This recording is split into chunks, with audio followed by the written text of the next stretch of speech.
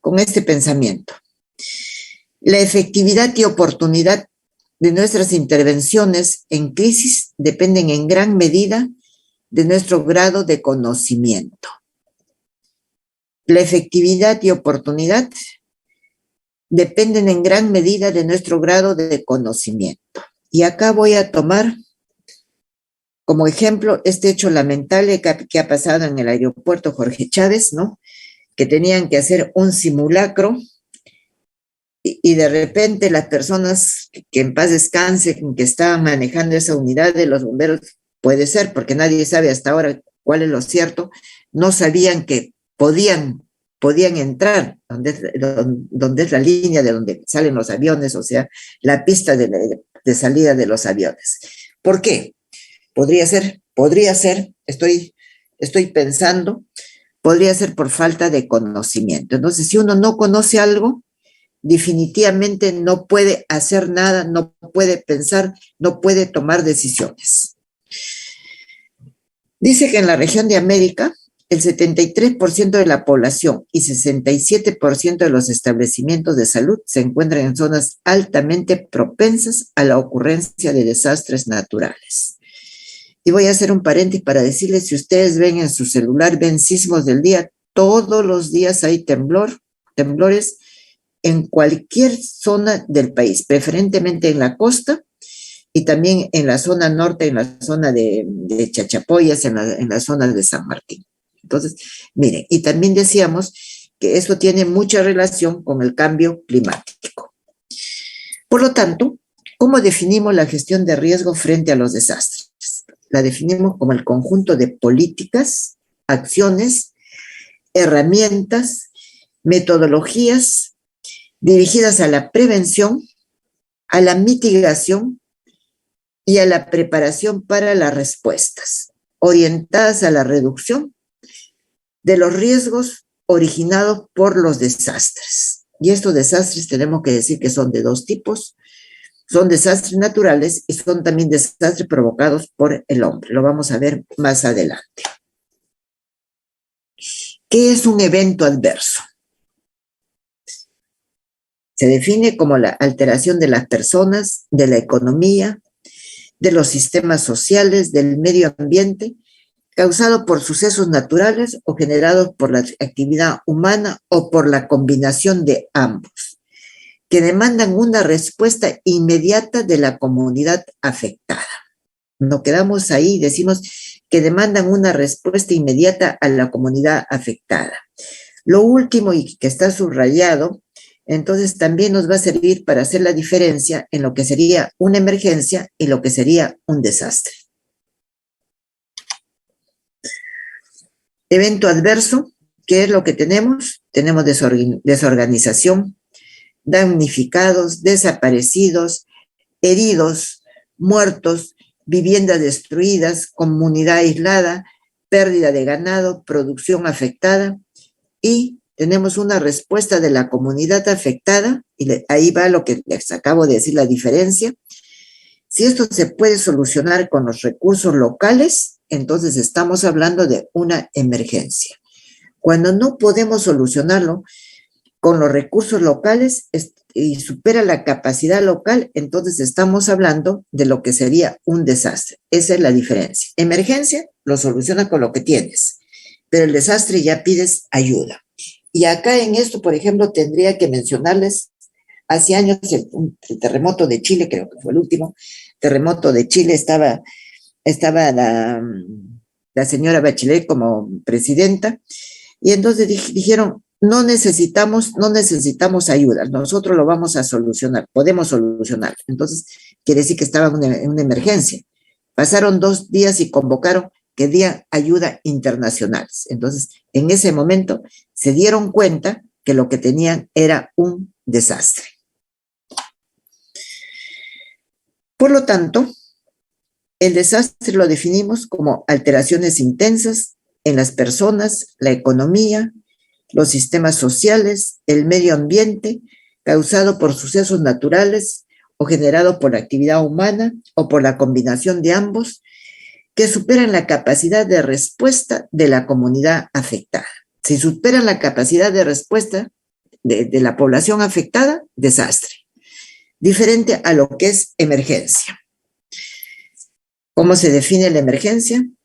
Como alteración en las personas, la economía, los sistemas sociales y el medio ambiente, causadas por sucesos naturales o generados por la actividad humana o por la combinación de ambos, pero cuyas acciones de respuesta pueden ser manejadas con los recursos localmente disponibles. O sea, si nosotros los podemos manejar con los recursos disponibles, estamos hablando de una emergencia.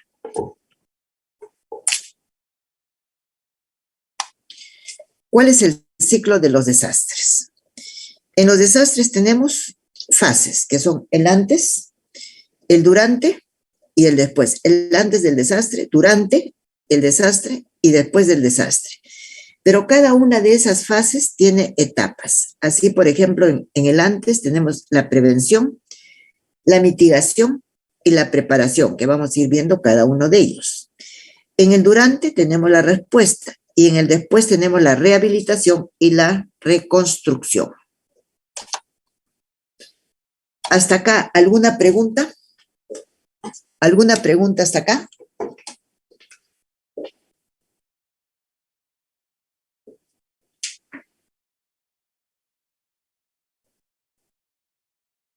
Entonces, seguimos.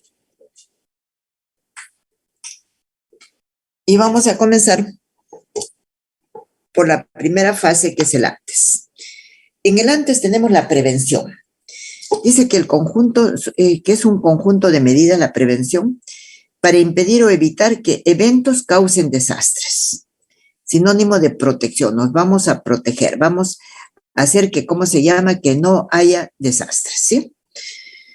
Luego tenemos la mitigación.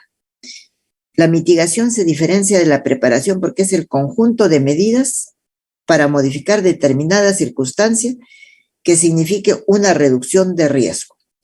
En la mitigación podríamos mencionar que en el último fenómeno del Niño, el que fue bastante fuerte, se hicieron como mitigación en todos los establecimientos de salud del norte. Los techos se inclinaron, ¿no? Que es un techo plano, porque la costa no tendría por qué tener techos inclinados. Se inclinaron los techos como una medida de mitigación. Luego tenemos la preparación, nos preparamos. Entonces, esta preparación es, digamos, un sinónimo de lo que ustedes están acostumbrados a escuchar y a poder ver, y que también era motivo de lo que ha sucedido en el aeropuerto ayer, antes de ayer, ¿no? Que es el conjunto de medidas y acciones para reducir al mínimo la pérdida de las vidas y otros daños, organizando en forma oportuna y eficaz la respuesta y la rehabilitación. Conjunto de medidas y acciones para reducir al mínimo la pérdida de vidas y otros daños, organizando en forma oportuna y eficaz la respuesta y rehabilitación. Esto de preparación es sinónimo de simulacro. ¿Qué hacemos si hay un sismo? ¿Qué hacemos si hay lluvias intensas? ¿Qué hacemos si hay un tsunami? Puede también considerarse en esa fase de el antes la alerta. Pero la alerta no podemos tener, por ejemplo, para los sismos, pero sí podemos tener para las lluvias, ¿no? Para un fenómeno del Niño. Dice, o para un tsunami, más que nada un tsunami, ¿no? Ha habido un movimiento sísmico y entonces pensamos, tenemos la seguridad que pueda haber un tsunami, y eso sí podemos alertar. Dice que es el estado declarado con el fin de tomar precauciones específicas debido a la probable y cercana ocurrencia de un evento adverso. Entonces, la alerta, que en algunos casos puede existir, está en la fase del antes. En el durante, ¿qué es lo que pasa? Es la respuesta. ¿Cómo vamos a reaccionar? ¿Cómo se reaccionó, por ejemplo, ese día en el aeropuerto? Entonces, lo primero, una vez que ya el avión pudo estabilizarse, ¿qué cosas tuvieron que hacer? Sacar inmediatamente a todos los pasajeros. Si ustedes vieron cómo se deslizaban con esas, no es una escalera, sino que podríamos decir una forma de cómo salir del avión, ¿no? Ellos no han salido bajando, ¿no? Dice, las respuestas son acciones llevadas a cabo ante un evento adverso y que tienen por finalidad salvar vidas, reducir el sufrimiento y disminuir las pérdidas de propiedad. Luego tenemos la última fase, que es el después. Y ese después es lo más engorroso. Y en la fase del después tenemos dos etapas. Uno es la rehabilitación y la otra es la reconstrucción. La rehabilitación es casi inmediata, lo que hacemos inmediato, después de lo que ha ocurrido el evento adverso, que es lo que hacemos en un día, 2 días, de repente una semana. La rehabilitación es lo de largo plazo. La rehabilitación la podemos definir como la recuperación a corto plazo de los servicios básicos e inicio de la reparación del daño físico, social y económico. Recuperación a corto plazo de los servicios básicos e inicio de la reparación del daño físico, social y económico. La reconstrucción, les decía, es lo más difícil. Miren, ¿cuántos años ha pasado del terremoto de Ica? Hasta ahora, ¿se ha reconstruido todo igual o mejor que antes? No. ¿Y son cuántos años? Se define como el proceso de reparación a mediano y largo plazo del daño físico, social y económico a un nivel de desarrollo igual o superior al existente antes del evento.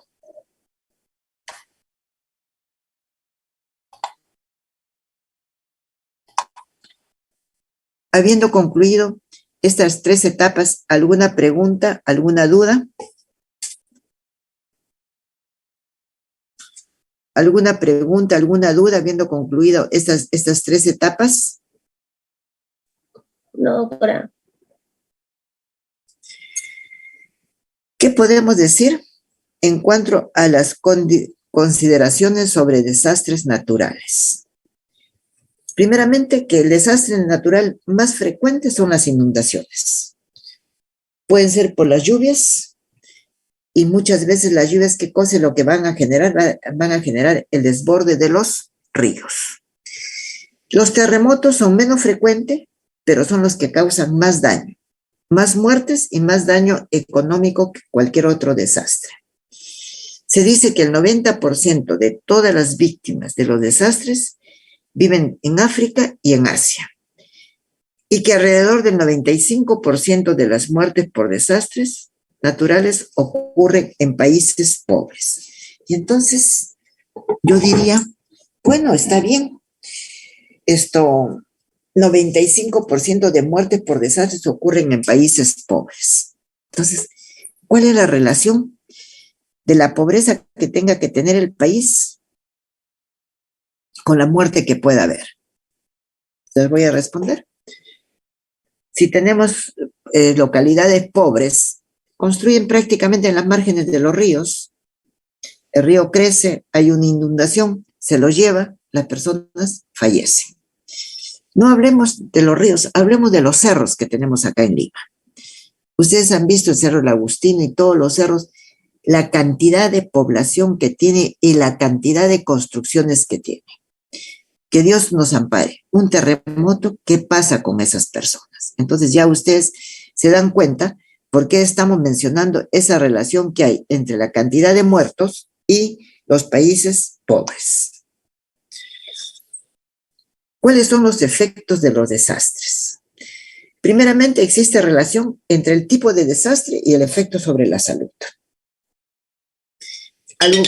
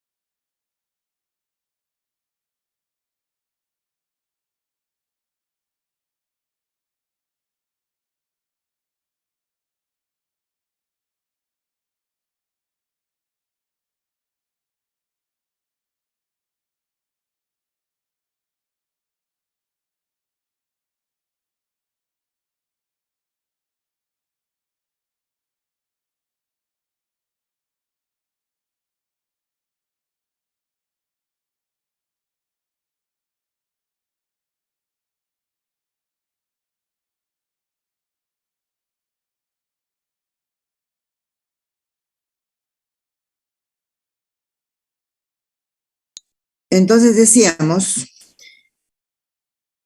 que algunos efectos son potenciales más que inevitables amenazas para la salud. Los riesgos potenciales y reales luego de los desastres cambian con el tiempo y en el lugar. Con el tiempo, digamos, no sé, estamos en verano, estamos en invierno. Si estamos en invierno, ¿qué cosa puede haber? Puede haber neumonías. Las necesidades de alimento, albergue y atención primaria de salud no son totales. Y los conflictos civiles dice que crean un conjunto, crean todo un conjunto de problemas que puedan existir y que nos pueden llevar hasta una emergencia.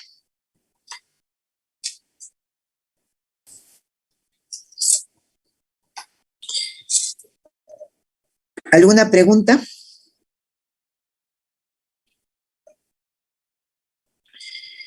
¿Cómo clasificamos los desastres? Desastres naturales. Y los desastres naturales los dividimos de dos tipos. De impacto súbdito o comienzo agudo, como son los terremotos, los tsunamis, los tornados, las inundaciones, las erupciones volcánicas, los incendios forestales, las epidemias por enfermedades transmitidas por el agua, alimentos, vectores de persona, alimentos, vectores de persona a persona. Y de inicio lento crónico, que son las sequías, las hambrunas, la desforestación, pueden haber plagas también de langostas. Entonces, una serie de fotografías. Esto, por ejemplo, que ustedes están viendo en el medio, es en Ancash, cuando el fenómeno del Niño del 97-98, miren cómo prácticamente toda esta localidad quedó bajo el agua, es en los Chimus, en Ancash. Estaba el centro de salud y prácticamente había que ir con una lancha para llegar al centro de salud, ¿no? Entonces, ustedes pueden ver varias fotografías ahí. ¿Qué pasa con los desastres causados por el hombre? Decimos que en esos desastres causados por el hombre pueden ser de tipo industrial, tecnológico, por accidentes, derrames, contaminación, incendios, terrorismo. Accidentes, por ejemplo, derrame de mercurio, que eso hemos tenido 2 o 3 veces en la zona de Cajamarca. Pueden ser desastres causados por el hombre, el transporte vehicular, los accidentes de tránsito, el accidente del avión que ha ocurrido, deforestación, escasez de materiales, y también pueden haber emergencias complejas, que son las guerras, las acciones que traen como resultado el desplazamiento de personas y de refugiados. Lo vamos a pasar. Solamente ustedes se van a dar cuenta cómo desde el año 1900 al 2010 la cantidad de desastres, miren cómo han aumentado los desastres. Decimos que los más importantes desastres naturales que han ocurrido en el Perú siempre han generado impactos moderados y severos de los establecimientos de salud, como el fenómeno del Niño el año 98, que es lo que les menciono, que ha sido el fenómeno del Niño más trágico que hemos tenido, el terremoto del sur en el 2001, el terremoto de Ica en el 2010, en el 2007 dice, en este terremoto, el 15 de agosto del 2007, la región Ica perdió más del 60% de las camas hospitalarias, mientras que solo en Pisco se perdió el 90% de las camas y se produjeron el colapso de los 2 hospitales. Desapareció el hospital de Pisco, que ustedes están viendo a la derecha, desapareció el hospital regional de Ica. Los hospitales que ahora ustedes puedan conocer ya son hospitales nuevos. En los últimos 20 años, más de 100 hospitales y 1,000 centros de salud resultaron dañados por desastres naturales. El terremoto de Ica en el 2007 fue de 7.9 grados y duró 3 minutos, ¿no? Y todas las pérdidas, todo lo que hubo y que decíamos que hasta ahora no se ha podido llegar a reconstruir. Tuvimos también un fenómeno del Niño costero hace 3 años, en el 2017. Miren cómo se ve de arriba. Esto me parece que, no sé si es Piura o es Tumbes, cómo está la inundación. ¿Cuáles son los principales efectos de los desastres? Primeramente, la destrucción física de hogares e infraestructura. ¿Qué otra cosa tenemos? Interrupción y alteración del flujo económico. Y esto da como resultado muertes, lesiones, problemas de salud mental. ¿Qué otra cosa? Declinación del bienestar y condiciones de crecimiento económico. Y por lo tanto, por esos tres, tanto por la destrucción física de hogares e infraestructura, por la interrupción y alteración del flujo económico, por declinación del bienestar y condiciones de crecimiento, ¿qué es lo que vamos a tener? Lo que ustedes están viendo en la mano derecha, muertes, lesiones y degradación del medio ambiente. ¿Preguntas? ¿Preguntas?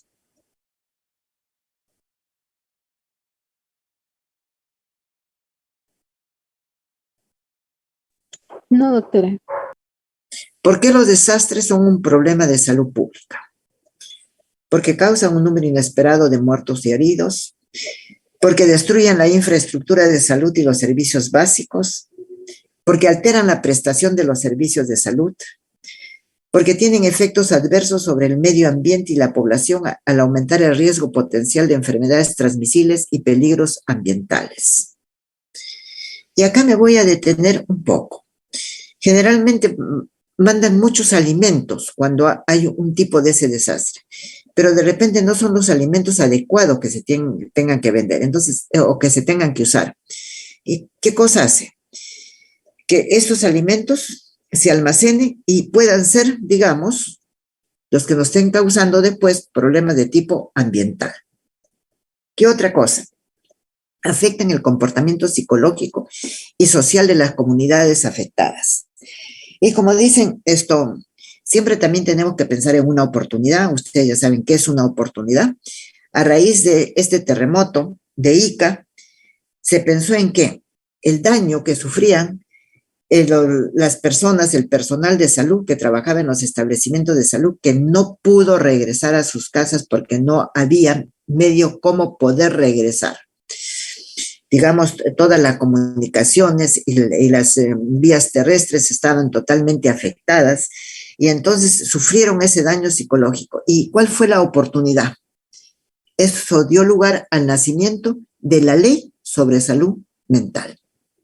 Y miren, cosa tan importante, ¿no? Tan importante. ¿Y cuál fue esa oportunidad? En los desastres hay causa de escasez de alimentos, generando problemas de nutrición. ¿Y por qué? Escasez de alimentos porque, como les decía, muchas veces los alimentos que van a llevar no son los adecuados. Yo acá quisiera hacer una reflexión. Ustedes están terminando, ustedes forman un equipo de salud, van a trabajar con nutricionistas. Y entonces, así como fue este terremoto una oportunidad, yo espero que algún día haya la oportunidad de trabajar en los desastres de la mano con los nutricionistas. Entonces, que los nutricionistas digan, necesitamos estos alimentos, esta calidad de alimentos, esta cantidad de alimentos, necesitamos agua o no necesitamos agua. ¿Y por qué les digo esto? Porque también en el terremoto de Ica llegó un momento que dijeron, no, por favor, ya no nos manden nada de alimentos, mándennos agua, no tenemos agua, ¿sí? También decimos que los desastres son un problema de salud pública porque originan desplazamientos. Y estos desplazamientos los hemos visto cuando ha habido las pequeñas, digo pequeñas porque no son grandes erupciones en Moquegua, que se han tenido que desplazar, se han tenido que reubicar a las poblaciones que estaban ahí. Dentro de los problemas comunes que nosotros podríamos mencionar, tenemos los siguientes: reacciones sociales, enfermedades transmisibles, desplazamiento de la población, exposición climática, problemas de alimento y nutrición, problemas de abastecimiento de agua y saneamiento y afectación de la salud mental. ¿Algún comentario o podemos continuar? ¿Algún comentario?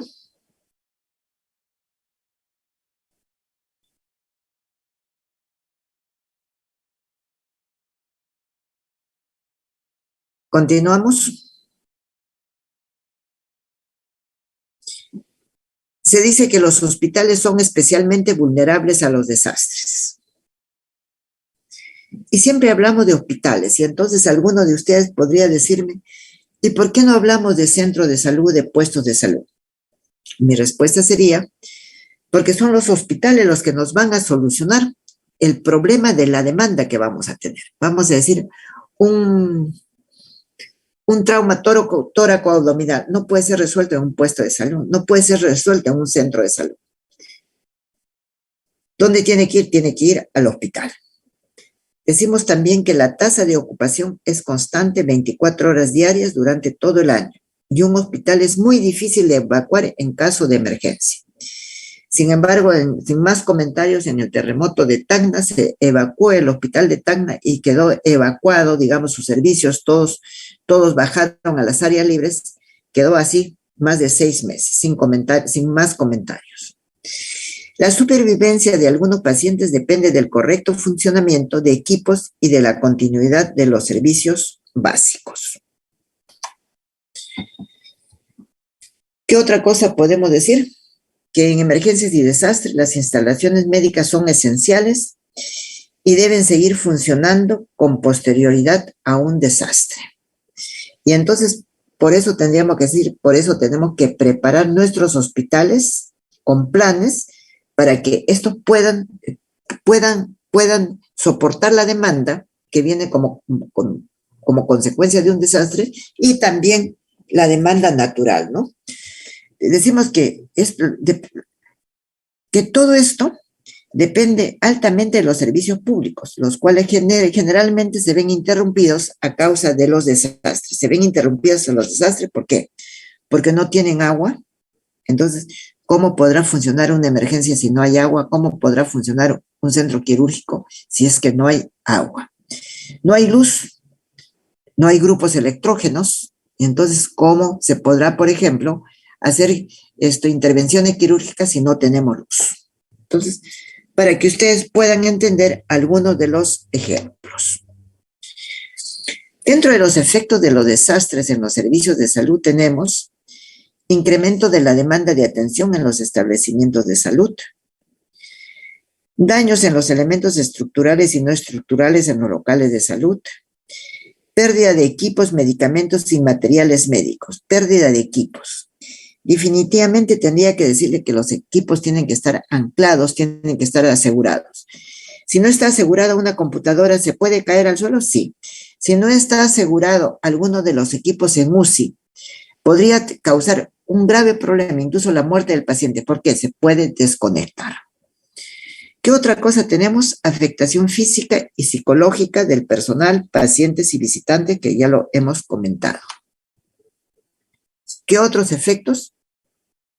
Alteración de las comunicaciones, colapso funcional del servicio, aglomeración de familiares y allegados de las víctimas en los servicios de emergencia, interrupción de los programas de salud, posible incremento del número de cadáveres en las instalaciones hospitalarias. Y todos se preocupan por los cadáveres y dicen,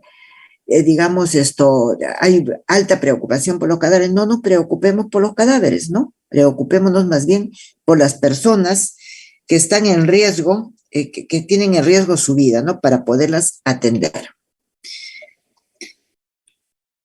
¿Algún comentario o alguna pregunta?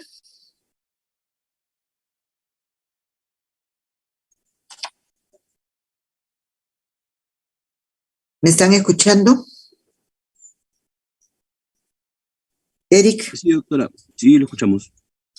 Ya, Eric, un favor, ¿me puedes poner la continuación de desastres? O sea, ¿la B?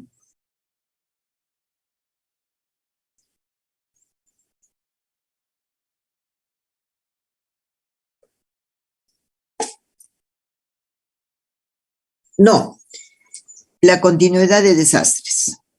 Hemos hecho la A, seguimos.